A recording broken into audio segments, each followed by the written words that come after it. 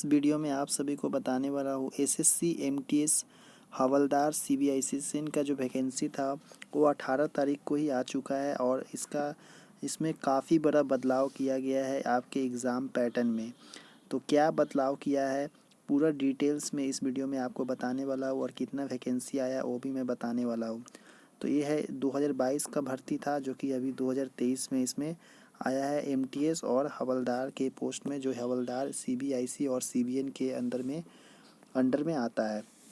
पहला नंबर तो इसमें अप्लाई का जो डेट है आपका 18/1/2023 से स्टार्ट हो चुका है। आज है 20 तारीख और लास्ट डेट है इसका 17 फरवरी 2023 इसका लास्ट डेट है। और पेमेंट करने का डेट यहाँ पे ऑफलाइन 19 तारीख तक दिया है फरवरी में और ऑनलाइन का भी 19 तारीख तक दिया है। और इसमें अगर आप फॉर्म भर लेते हैं उसके बाद कुछ गलती अगर हो जाता है तो करेक्शन के लिए भी यहाँ पे करेक्शन विंडो आपका 23 तारीख को खुलेगा और 24 तारीख तक लास्ट रहेगा। और इसके लिए आपको एक फ़ीस भी पेमेंट करना पड़ता है जो कि आगे मैं आपको बताने वाला हूँ कि कितना फ़ीस लग सकता है अगर आप फॉर्म में कुछ मिस्टेक कर देते हैं। तो इसका जो एग्ज़ाम है कंप्यूटर बेस्ड एग्ज़ाम एक ही एग्ज़ाम होगा। और किस तरह पैटर्न चेंज किया है, पहले जो होता था 100 मार्क्स का एग्ज़ाम उसके बेस पे मेरिट बनता था, पर इस बार काफ़ी बड़ा बदलाव है। जैसा कि आपको पता है एसएससी हर एक एग्ज़ाम में आपकी हर एक पोस्ट जैसे सीएचएसएल हो गया, सीजीएल हो गया, सभी का पैटर्न चेंज कर रहा है। तो इसका भी पैटर्न चेंज हो चुका है। अगर नहीं पता है तो वीडियो को अंत तक ज़रूर देखें। इसमें मल्टीटास्किंग नॉन टेक्निकल स्टाफ के लिए है जो कि 7 पे कमीशन सीपीसी के तहत group C non gazetted post है, नॉन मिनिस्ट्रियल पोस्ट यहाँ पे रखा गया है।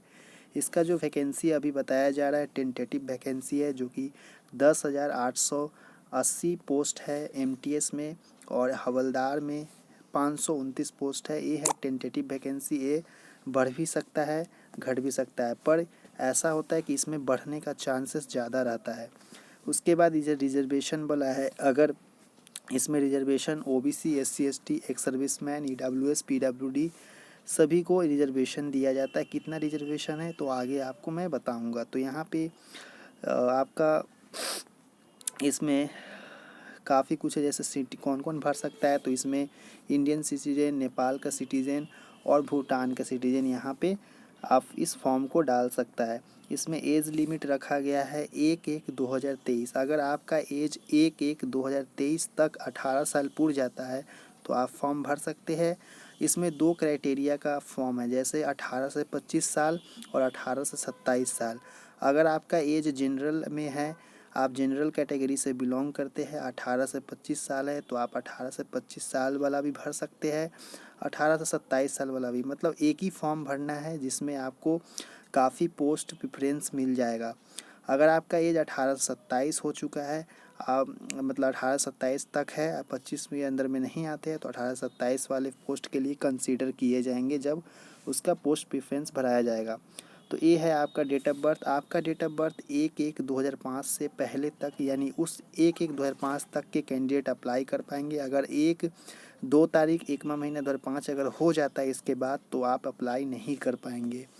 इसमें छूट की बात की गई है, एससी और एसटी का 5 साल का छूट दिया जाएगा। अगर आप 25 बोला है, 18 से 25 बोला है जनरल कैटेगरी में, तो आप वो एससी एसटी में आते हैं तो 5 साल ऐड कर लीजिए, यानी 18 से 30 साल तक के कैंडिडेट अप्लाई कर लेंगे। उसी तरह ओबीसी में 3 साल बढ़ा सकते हैं, बाकी का भी यहाँ पे दिया हुआ है।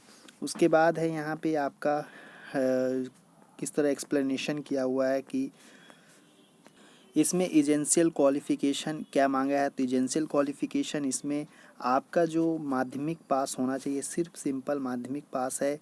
17/2/2023 तक या उससे पहले का आपका कोई भी सर्टिफिकेट हो, जैसे मान लीजिए इसमें एमटीएस में और हवलदार जो पोस्ट है इसमें सिर्फ माध्यमिक पास कैंडिडेट अप्लाई कर सकते हैं। अगर आप 12th किए ग्रेजुएशन किए हैं तब भी अप्लाई कर सकते हैं, पर आप अगर फॉर्म भरने वक्त अगर ग्रेजुएशन देते हैं, अगर आप ग्रेजुएशन का फाइनल मार्कशीट और सर्टिफिकेट आपके हाथ में 17/2/2023 से पहले अगर आ जाता है तभी आप दीजिए, अदरवाइज़ आप उसका डिटेल्स मत दीजिए ग्रेजुएशन का। अगर आप ग्रेजुएशन कंप्लीट कर चुके हैं, आपके पास सर्टिफिकेट मार्कशीट है, तभी आप डिटेल्स दीजिए। अगर नहीं है अभी तो मत दीजिए। आप 12th तक का भी दे सकते हैं क्योंकि इसमें टेंथ क्राइटेरिया मांगा गया है। 10th तक अगर है तो 10th का ही इसमें चलने वाला है। अप्लाई के बारे में बताया तो आप लोग अप्लाई करने के लिए इसमें आपको एसएससी की ऑफिशियल साइट पे जाके अप्लाई कर सकते हैं।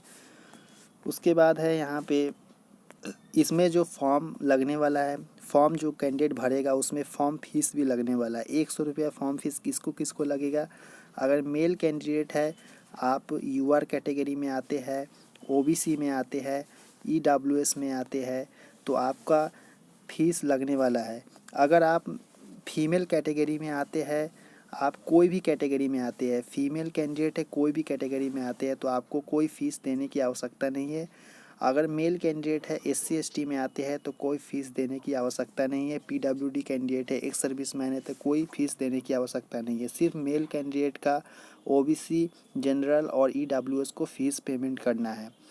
इसमें फ़ीस का डेट भी आपको मेंशन है, आप लोग देख लेंगे। इसके करेक्शन विंडो के बारे में बताया कि कब से कब तक खुलेगा। इसमें एक और बात, अगर आप करेक्शन करते हैं तो आपका डेट आता है तो आपको करेक्शन चार्ज 200 रुपया लगेगा for making correction, resubmit modify correction. मतलब एक बार फॉर्म भरे, गलती हो गया तो 200 रुपया दे के करेक्शन कर सकते हैं। फिर अगर गलती हो जाता है तो आपको 500 रुपया देना पड़ेगा अगर आप करेक्शन करवाना चाहते हैं सेकेंड टाइम में। यानी आपको फॉर्म भरने के बाद 2 चांस दिए जाते हैं, जिसमें अगर पहला चांस में कर लेते हैं तो 200 रुपया में हो जाएगा, अगर दूसरा चांस में करते हैं तो 500 रुपया तक आपका लग सकता है, इसमें लिखा हुआ है। फिर सेंटर प्रेफरेंस वगैरह आप देख सकते हैं, इतना सेंटर है सभी का, सभी रीजन में सेंटर है। आप लोग सेंटर जब फॉर्म भरेंगे उस समय आपका सेंटर वहाँ पे आपको दिखेगा।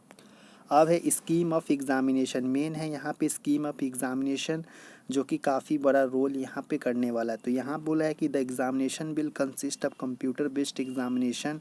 तो सभी को पता है कि सीबीटी बेस्ड होता ही है एग्ज़ाम, और इसमें फिज़िकल स्टैंडर्ड है, पीएसटी और पीईटी है। किसके लिए? सिर्फ हवलदार पोस्ट के लिए पीईटी और पीएसटी यहाँ पे रखा गया है।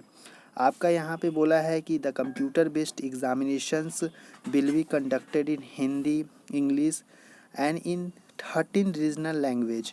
अगर आप रीजनल लैंग्वेज में देना चाहते हैं जैसे आसामीस, बंगालीस, गुजराती, कन्नाडा, कंकणी, मलयालम है, मणिपुरी हो गया, मराठी, उड़िया, पंजाबी, तमिल, तेलुगु एंड उर्दू, तो इन सब लैंग्वेज में भी आप एग्ज़ाम दे सकते हैं, हिंदी और इंग्लिश को छोड़कर। अगर आप रीजनल लैंग्वेज में देना चाहते हैं तो यहाँ पे बताया गया है कंप्यूटर बेस्ड में। अब पैटर्न देख लीजिए, पहले क्या होता था कि रीजनिंग 25 क्वेश्चन 25 मार्क्स का रहता था, math 25 question 25 marks, English 25 question 25 marks और reasoning 25 question 25 marks, GS 25 question 25 marks रहता था। टोटल 100 नंबर का पेपर होता था टीयर 1 में, और इसमें से कटअप लगता था। उसके बाद टीयर 2 में आपका एमटीएस के लिए 50 नंबर का डिस्क्रिप्टिव पेपर होता था, और अगर हवलदार पोस्ट रहता था उसमें फिजिकल होता था। तो इस 150 में से आपका कटअप बनता था। पर इस बार क्या हुआ कि एक ही दिन एग्ज़ाम आपका कंडक्ट करवाया जाएगा, जिसमें सेशन 1 यानी पहला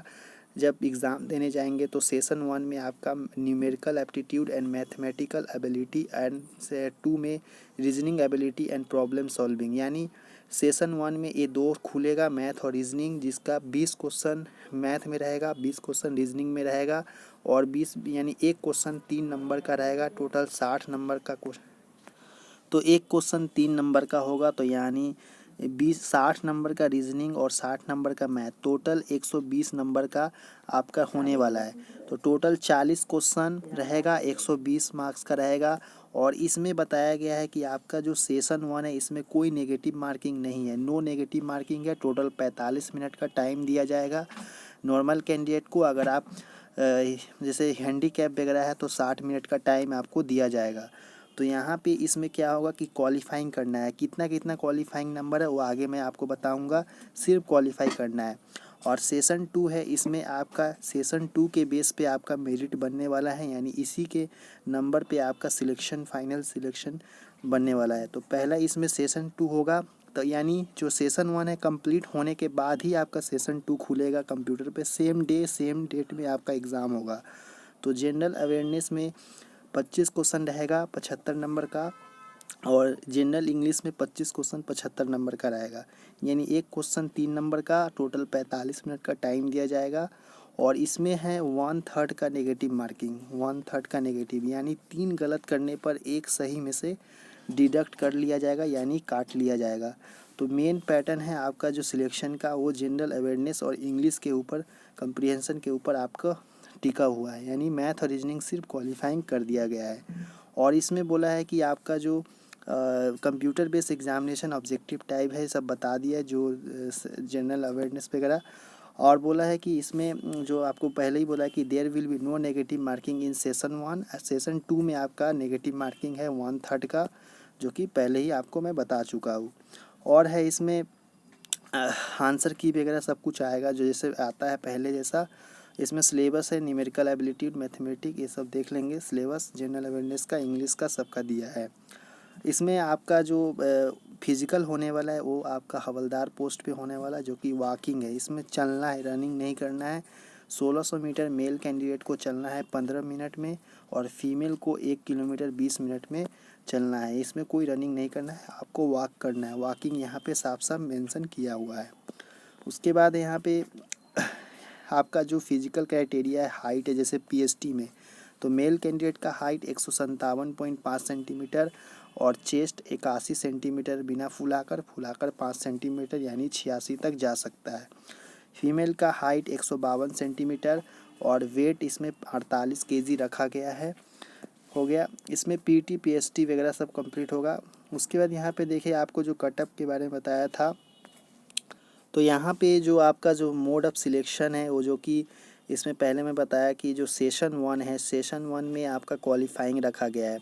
तो इसमें अनरिजर्व कैटेगरी का जो कैंडिडेट होंगे उसका 30% लाना है, यानी 100 जो पहले बताया कि 40 क्वेश्चन 3 नंबर का रहेगा, तो 120 नंबर का, 120 का अगर 30% निकालते हैं तो यहाँ पे आपका हो जाता है कितना, 12 या 36 यानी 36 नंबर, यानी टोटल 12 क्वेश्चन आपको सही करना है। 40 में से 12 क्वेश्चन आपको सही करना है। बिना नेगेटिव मार्किंग का है तो आप पूरा 40 में 40 भी अटैम्प्ट कर सकते हैं। अगर आप ओबीसी और एससी एसटी, ओबीसी और ईडब्ल्यूएस में आते हैं तो टोटल 10 क्वेश्चन ही करना है। अगर आप ऑल इसके अदर कैटेगरी में आते हैं तो आपको 8 क्वेश्चन ही करना है। तो ये दिया हुआ है आपका। उसके बाद है इसमें आपका जो कटअप लगने वाला है 18 से 25 साल वाला कैंडिडेट का अलग से और 18 से 27 साल वाला कैंडिडेट का अलग से, उसके हिसाब से आपका नॉर्मलाइजेशन होने के बाद कटअप आपका बनने वाला, ये इसमें बताया गया है। तो ये था आपका नोटिफिकेशन जिसमें मेंशन का इम्पोर्टेंट आपको मैं बता दिया कि क्या क्या था। तो आई होप कि आपको पूरा समझ में आया कि इसमें क्वालिफ़िकेशन क्या है, आपका एग्ज़ाम पैटर्न क्या है और कब से कब तक आप अप्लाई कर सकते हैं। तो चलिए नेक्स्ट वीडियो मिलते हैं। तो चैनल पे पहली बार, चैनल को सब्सक्राइब करके बेल आइकन को प्रेस कर दे। चलिए नेक्स्ट वीडियो मिलते हैं। धन्यवाद देखने के लिए।